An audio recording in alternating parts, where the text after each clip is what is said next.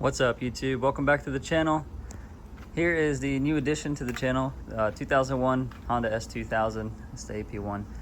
Today I'm going to be diagnosing and repairing the ELD high voltage, electronic load detector high voltage code. Here it is.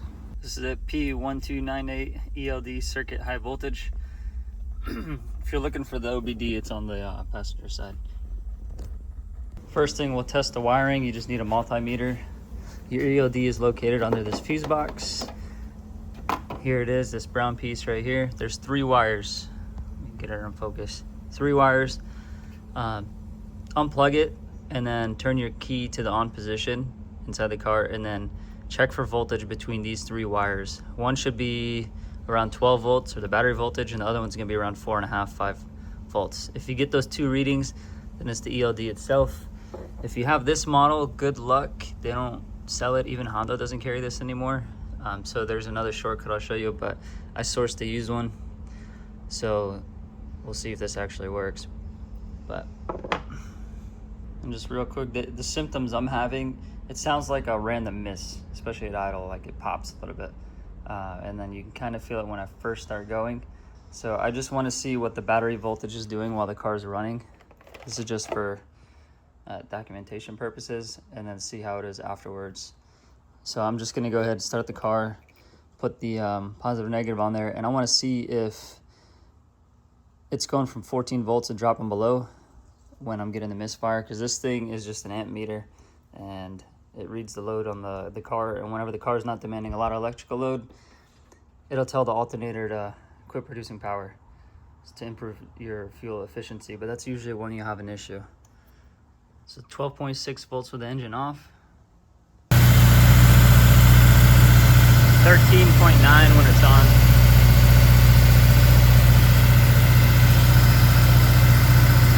14, 13. Step back here and talk since it's too loud in there, but normally it's fine when I first start it up. As soon as the engine warms up, that's when it starts to miss. So I'm gonna see what the voltage reads when it starts to miss.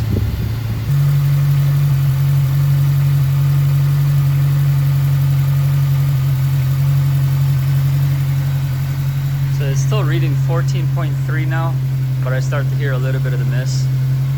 So I guess it could still read 14.3. So I'm gonna go ahead and turn it off, show you how to change it. There's 13.1, 13.0 with the engine back off again. So disconnect the battery. It's a 10 millimeter. And then come down here, take this cover off where I showed you earlier, and we'll unplug the ELD itself. Get this in focus. Squeeze and pull up. Be careful not to rip these wires. It's an old car. And then the only other thing we need, there's 2 fuses on each side. This one, and you'll see they have Phillips screws. Just remove those 4 screws and the whole thing should come out with those fuses. I already did the second one. I'm just gonna break them loose first. And now take them all the way out. Screws are undone. These just pick straight out. Set it over here. And the green one's on the right. Just like that. And then here's the ELD, picks straight up, and there's gonna be a bus bar in between it. So here it is next to the old part. You just slide this bar out, put it in the new one, slide it back in there, and assemble in reverse order. I'll fast forward and I'll see how it runs. Also, don't over torque these.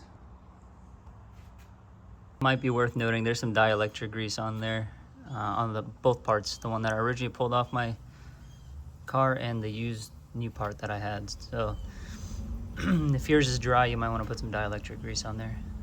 All right, that's plugged in. Put the cover back on. Hook up the battery, and we'll give it another shot. All right, right off the bat, I still hear the popping. The check engine light's still there, so I'm gonna see what it is. It should have gone away when I disconnected the battery. So unless I got a bad used unit. The other option is to get a resistor.